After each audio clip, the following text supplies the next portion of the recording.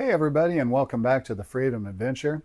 The Freedom Adventure is a channel where we slowly and one project at a time convert an old decommissioned ambulance into a miniature Class C motorhome. And in today's episode, what we're going to go ahead and do is install an instant hot water heater into the left rear corner of this ambulance. There's a pretty good sized brace running right behind here. Man, honestly, I'm a little bit sick at my stomach about cutting a large hole like that into the back of my rig, but hey, it's got to be done, and there's no way that thing's going to go in here without doing it, so we might as well get started.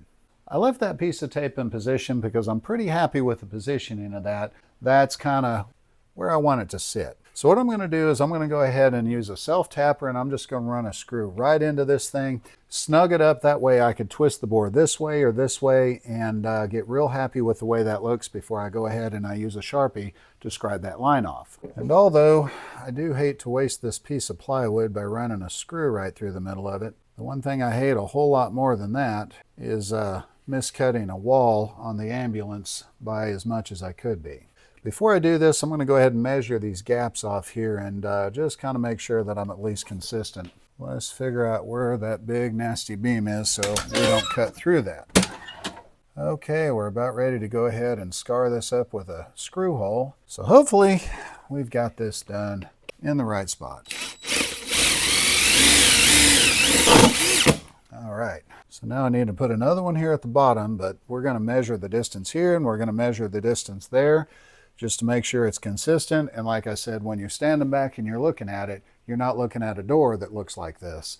Once again, I can't do that. So we're going to put another screw in the bottom. So rather than use a Sharpie marker, that's going to put a pretty wide line on here. I'm going to go ahead and use a number 2 pencil. And as long as I don't just smear that line off of there, it should be good enough to use as a guide here. Okay, well, let's take this off. See what we have. Man, that's going to be a big hole. And once that thing is there, there is no going back. So right now, before I move forward, I want to make sure that there is enough gap between the lower part of that fill and then that upper pencil line there just to account for the bezel of this water heater. And once I confirm that, we're ready to grab a step bit and start drilling a big hole to fit the jigsaw blade into. All right, so between that line and the water fill, got about 1.25 inches. And that isn't gonna work. We're gonna have to lower that down just a little bit. That is too close for comfort. Eyeball this down a little bit, and we're gonna try that one more time.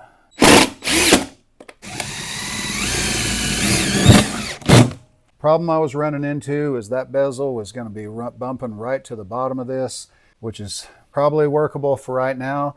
But what if I ever had to replace that? What if the bezel on that was bigger on the replacement? Then I got clearance issues. Not to mention, it just wouldn't look good. It would look very unprofessional to have that shoved right up against the bottom of this. This is exactly why I'm using this plywood trick. One thing I'll advise, and ask me how I know, is when you've got to cut a hole like this and you end up marking several lines, don't rely on your memory to remember which lines to cut on.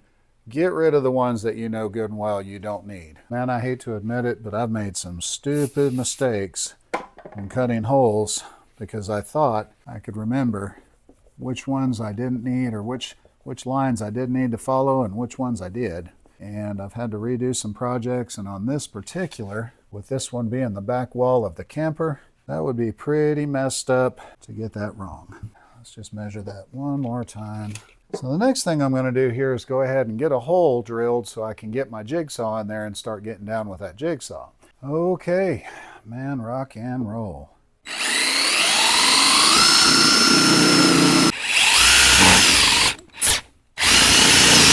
Whew, man, those little bits of aluminum are hot.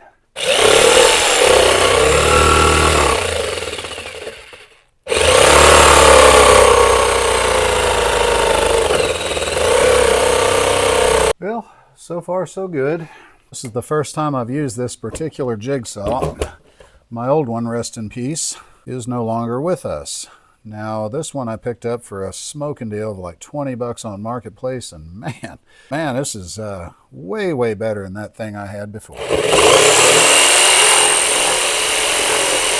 All right, you'll notice there's some nasty streaks going down the outside here, but what I've found that to be in the past is this steel platform rubbing across this, or maybe this is aluminum, but that'll wipe off with a paper towel and some glass cleaner, so I'm not too worried about that. Okay, let's do these downward cuts. These are always fun.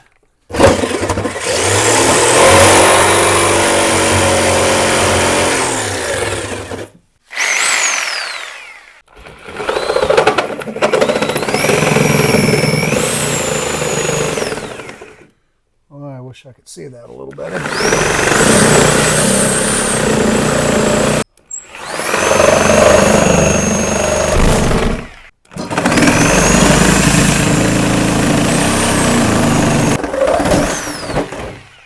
I'm going to go ahead and, before I try to fit that thing up in here, oh wow, definitely going to have to trim that brace back. That thing's angled in. But I'm definitely going to take a belt grinder and go ahead and smooth these edges up quite a bit.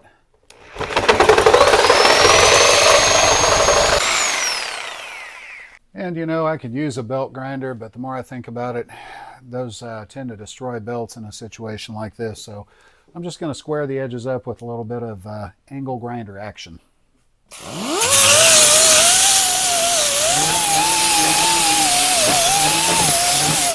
So the purpose of the angle grinder, it's not the pursuit of perfection. We're never going to get there with this thing. All I was trying to do is just kind of deburr it, make sure nothing's going to hit your flesh when you run your hands across it, and honestly just to kind of straighten out some of the curvy lines that I put in there. So it's just looking a little bit better and it's a whole lot smoother. Sorry for the compressor. All right, as you can see, I went ahead and I set the heater in the opening, and it's not being held in by screws at this point, but this is the product. This is what it's going to look like. And guys, this makes me smile. This is so cool. Let me show you the inside of the cabinet where it's poking out in there, and you'll get an idea of how this thing's mounted. Again, this is basically what I call the water cabinet, because of the fresh water, the pump, the pressure tank, and now of course the hot water heater. It's angled down slightly because of the way it's just sitting in there, but once I get this secure, it will be screwed in. But this is awesome because it gives plenty of room back here to access any of these connections. And for winterization, I'll have a series of ball valves in here to where I could shut the ball valves off and then of course bypass the line past the hot water heater. Then that way none of the antifreeze gets inside the hot water heater. Again, you can't see me right now, but man, I am smiling ear to ear. This is awesome. It looks amazing. I just hope that everything works as good as it looks. Right now, it's time to go ahead and drill some holes, or at least go ahead and punch little dots where those screw holes are going to be pre-drilled at. Okay, so before we go ahead and we put this thing in position, what I'm doing here right now is applying some butyl tape, and I've already got some put on here, but I wanted to show you what I was using. This is the same product that I used when I put that ceiling fan in, or not the ceiling fan, but the Max Air fan. It's pretty good stuff. As a matter of fact, it's excellent. The only problem I had last time is when you go to open up the holes for the screws, is it's pretty gummy and it doesn't really want to comply. But if that's the worst thing I could say about it, we're going to do just fine here. Got it on all four corners. Right now, I need to identify which screw holes I'm going to use as to what I've got already drilled on the camper. You could see there's 1, 2, 3, 4. 1, 2, 3, 4. So there's 4 holes on each side for a total of 16, and these guys give you 12 screws. Looking at the instructions, it shows that only 8 are supposed to hold this in, and I guess the other 4 would be to hold the control panel on the wall. But for the time being, I guess I'll go ahead and I'll start off with, I'm going to start off with 8 and see if that's enough. If not, I'll go ahead and I'll use a couple more that they supplied, and then just use something different to hang the control panel on the wall. Guys, be aware these are Chinese hardware. This stuff is not the most high quality stuff in the world and is super easy to strip out. I've learned that along the way with some other projects, and I'm sure these no screws are any different, so use a lot of caution. Okay, so it's time to go ahead and put that heater in this hole. Let's see what it looks like. I'm going to go ahead and blow this out here real quick first. The reason I'm doing this is once this is in, There's a lot of dust and stuff in these little braces, and there's no chance to get it out at that point, so might as well get it now. All right, here we go.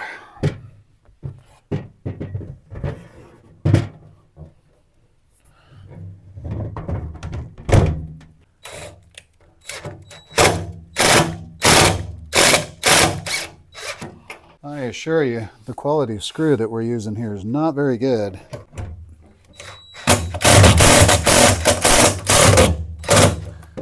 But they do seem to be catching. Okay, we broke one. Dadgummit. And we'll pull that little guy out of there here in just a second.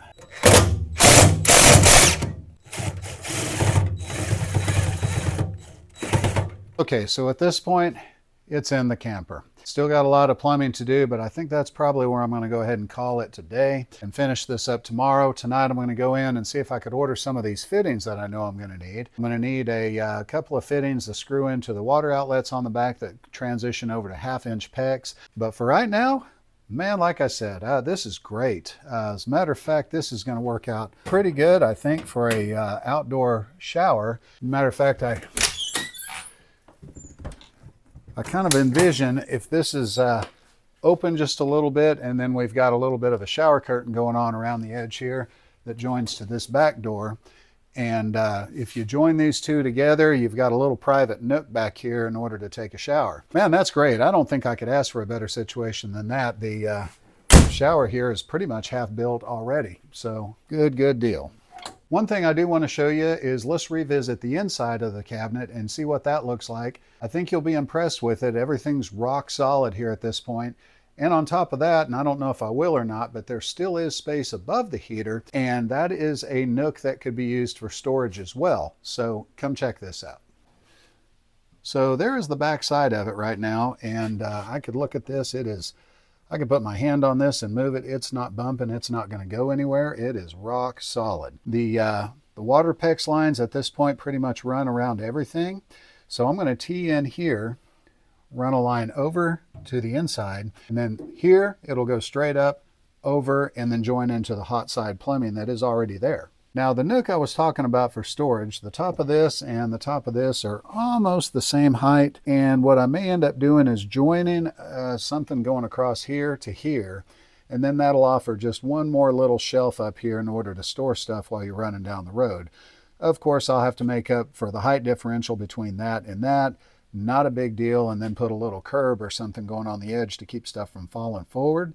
But in a camper like this, I've said it 100 times, every little nook and cranny counts when it comes to storing things. So before I clean up here tonight, here's the shower hose and the shower head both. And like I said, and I illustrated that it fits just fine into here, but since I'm cleaning up here tonight and I don't want to get this damaged or hurt, and I don't want to get this damaged or lost or anything like that, I'm going to go ahead and just poke this back in here. And let's see, I wonder if that'll fit on this side. Oh good, it does. And go ahead, coil this up, and just place it back in here. Now that little storage nook I showed you in the other cabinet, that might be a great place to put something like this. It may or may not be a good idea to store this in here just because of the heat. I don't know, but the size of it, hey, it does fit well. For right now, it's going in here just so it doesn't get lost. All right, so we're on day number 2 of the hot water heater install, and I got up this morning, everything was tracking, I ate breakfast, I came out here to the shop, only to discover that I don't have what I need in order to get this done. I don't know if that happens to you guys a lot, but it certainly does to me. I mean, like, I was sure last night that I had everything that I needed. Anyway, long story short, I just got back from Lowe's, and hopefully at this point I do in fact have what I need. What you see here in front of you is an assortment of fittings, all of which that I'm going to use today. This one is just a T-fitting. It's a shark bite T-fitting. And the way this works is PEX goes in but will not pull out. And I'm going to go ahead and tee into the cold side water, the one that goes from the water pump into the main of the system. And we'll tee that off to go to the hot water heater. The way these things work is really awesome. You simply push the PEX in, it doesn't come out, not without the use of a special tool. You can, however, reuse these, so I mean, they are expensive, but there is that. Now these two fittings, these are a right angle fitting, and these will go into the water inlet and the water outlet of the hot water heater. They already have a rubber seal in there. You simply just screw them down and you're good. Now that fitting is, why they didn't include this with the unit, I'll never know. When I looked at the ads, it already showed this on the back of the hot water heater. So like I said, I don't know why it didn't come with it, but I did go ahead and purchase it. It simply reduces a 1/2 inch MPT fitting down to a 3/8 inch flange. And that 3/8 inch flange is what your gas line plugs into, or rather screws onto. And you know, it makes for a gas-proof seal. So at this point, folks, I believe we've got everything we need. Like I said, I just got back from Lowe's, and until I discover the next thing I don't have, we're ready to rock and roll. Today, we're going to go ahead and get this thing installed, so come on and check it out. All right, so just to get started, we're going to go ahead, just for simplicity's sake, and hook up the easiest one here. And I say it's the easiest because all we've got to do is go ahead and attach it to the unit. And this is this connection that reduces the 1/2 inch MPT down to 3/8. But before I just go ahead and spin this on, you probably can't see it, but on the inside there, they do supply a little rubber gasket that you slide in there. But I'm not just going to trust that. Since it is gas, I'm going to go ahead and I'm going to use a kind of a Teflon tape as well. Now, I don't know what the difference is, but supposedly there is a difference between the white Teflon tape and the yellow Teflon tape, and the yellow is what we're using here today because that is what you're supposed to use on gas fittings. We'll go ahead and give this a good wrap just to make good and sure that this does actually seal. I'm fairly confident just that rubber gasket that they give you, I think that would probably do the trick. This is really more for redundancy's sake than anything. Once again, here we go. And again, I don't know if you can see it. I'm going to try to hold it up to the camera to where you can, but it does have that little rubber gasket in there. We'll go ahead and get this started on the unit just with my hand. And then we're going to segue over to a 15/16 inch box-in wrench to get that snug down. And I'm not just going to smoke it down, but I am going to get it pretty firm. We'll go ahead and we'll do a test on that with some soapy water once we get the gas hooked up and just make sure it's not bubbling or doing anything funny there. But I think what we got there is good. Okay, next up, we're going to go ahead and cut this PEX line. This line comes from the city water connection, and the line back here comes from the water pump. There's a check valve here, and there's also a check valve further back here. That way, neither way, the water can back up. So the first really good place to go ahead and install that will be right about here. I'll run a line straight down at an angle and then over into the water inlet. All right, so we're going to go ahead and cut this line and go ahead and install this shark bite fitting. And like I said, it'll kind of angle down at a 45 to go towards that water outlet there. But right now, I'm just going to go ahead and cut right about here. Well, I guess I should have seen that coming.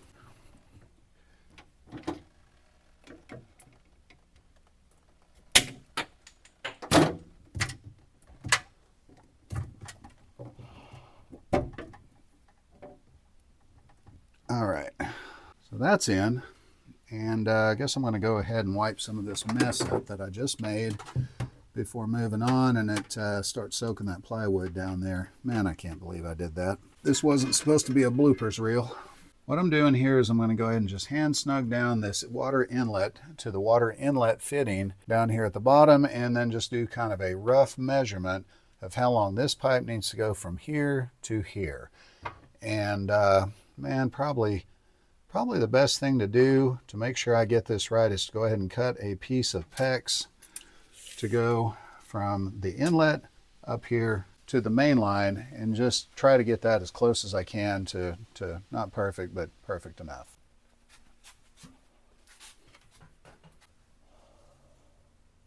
You can kind of see how it joins into the main line at the top, angles down, and then goes right into the inlet. And that's where I'm going to go ahead and remove this at this point, and I'll show you that nifty little tool there where you could disconnect that shark bite fitting. So this little thing is what you use in order to disconnect. You simply go around the PEX, push up, it compresses a little fitting within the fitting, and that pipe should slide right out of there. So let's see if it works that easy. All right, like I said, slide it around, press up, and there we go. Comes right out. Then what we'll do is go ahead and apply our PEX rings here, here, and here. Okay, it's time to go ahead and install some PEX. what I've got here are the crimp rings. Now one little tip I will give is sometimes these rings fit pretty loose here on the pipe, so when you go to put the compression pliers on them, what tends to happen is this wants to slip up, down, and sometimes you don't get a good bite onto the fitting. So what I do is go ahead and just take a pair of pliers or channel locks or something and just go ahead and ever so slightly put a little bit of pressure on these. That way they're in position and I know they are not going to move. That way when I put those crimp pliers on here, that ring stays put. I'll never understand why these fittings are as expensive as they are, but man, oh man, do they make life so much easier. Okay, so basically our water inlet pipe is complete and we can go ahead and install this. So let's go ahead and fit the fitting up into the PEX, which is there, and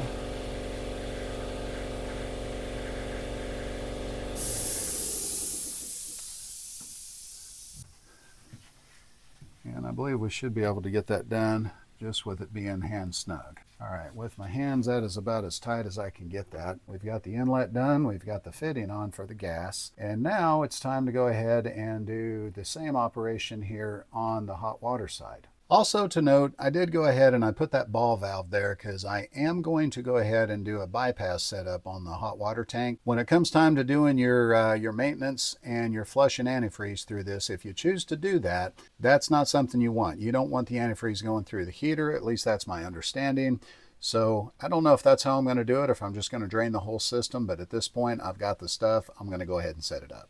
Okay, so as opposed to the last time, I had to stand back and recalculate here in order to install this bypass valve. It turned out to be a little trickier than I thought. And I don't know if you've ever done it, but sometimes I'll just fry my brain with details and kind of overanalyze things, and that's what I ended up doing here, but I did get it done. And let me show you what I did. Okay, so we've got a shutoff valve here going into the cool water intake and a shutoff valve coming into the hot water output. All right, with those both shut, the water coming through the city line or the pump line would actually go down, up, and then back through the hot water side. What that would do is just completely bypass the hot water heater. And in the case of winterization, of course, that's what you're going to want. Now, under normal circumstances, that valve's going to be open and then the bypass valve will be closed. That's how we're going to run it probably 99.9% of the time. But again, I just wanted to install this feature just for maybe me, maybe the next owner, who knows, but it's there should they need it or if I need it. So the next step here is going to be go ahead, now the hot water output is on the unit, is to take it from this point straight on into the hot water piping that's already in the camper. Now in order to proceed, I'm going to have to go ahead and figure out where this moves forward and where I'm going to go ahead and sink that through. Now, the reason that little funky bend is in the cold water is because there is a brace right behind this that I didn't want to drill through. So I simply dropped it down and then right angled it in. And that's likely what I'm going to have to do here also. So here we go. Okay, we're going to go ahead and put a hole in the wall now. And hopefully this comes out approximately where I want it to. Okay, mission accomplished. So before we go ahead, and we're going to put a grommet in that to run that PEX through just like we did on the other one. Before I do though, I'm going to go ahead and doll that up just a little bit with an angle grinder. Not so much this side of it, but definitely the other side where it's a little rough. Oh yeah, it's a little rough. Piece of cake.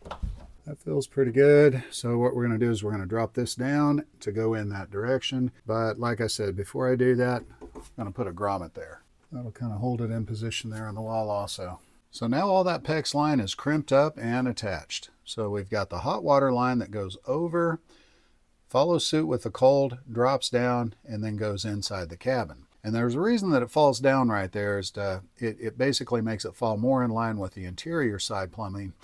And I'll kind of show you that here in just a second, but basically it's all by design. Okay, so now we're under the bed platform, and you can see on this side where the PEX pipe goes through. On the other side, you can see basically where it follows along, and what I mean by joining into the other plumbing is this other plumbing here, it needs to join in somewhere right in that area. All right, there it is. Everything's crimped into position. You can see it comes over here. It tees into the main hot water line, follows underneath of the bed platform, down and over to the sink connection. Now you notice there's two little stub outs right here. Originally, that's the air conditioner right there, and originally the hot water heater was going to go in this little cabinet right here. So those little stub outs were going to go down to that cabinet, and at this point that's null and void. They do actually have caps on them. Those are a one-way cap, so once you shove that on, that cap is locked in. It will seal, but it will not come off. In the future, maybe I'll do something different, but right now it's capped, it's watertight, should not be an issue, so I'm not going to worry about it. I'm going to have to order a longer gas line. The one I had for it wasn't designed to run over to this side of the camper, but man, maybe I'll be able to make one I have work. I don't know that just yet. I'm just going to have to fool with it and find out. I'm also going to go ahead and have to run a power line over here from the fuse box. Need to check and see what kind of fuse that thing is going to require. And of course, go ahead and hook up the little thermostat unit here to where I can tell this thing how hot it needs to be. Don't know where I'm going to put that yet, and I really don't know how much cord they gave us.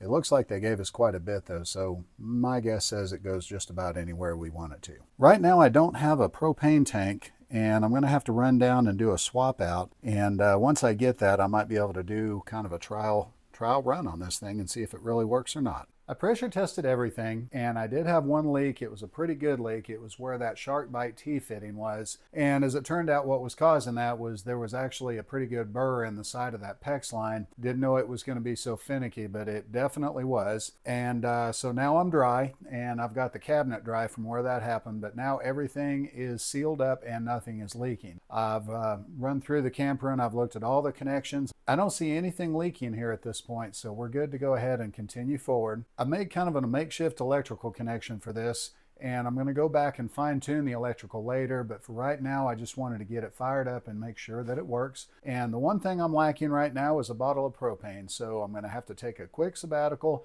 run down to the store, go ahead and do a swap out on the propane bottles, and I'll be back here soon. But stick around and let's check this out together. Okay, well, I'm back from the store. I've got a brand new bottle of propane, and that is actually installed in the rig, ready to go. Pressurized, and it's on. Let's go, right? Everything is hooked up. The gas line's hooked up.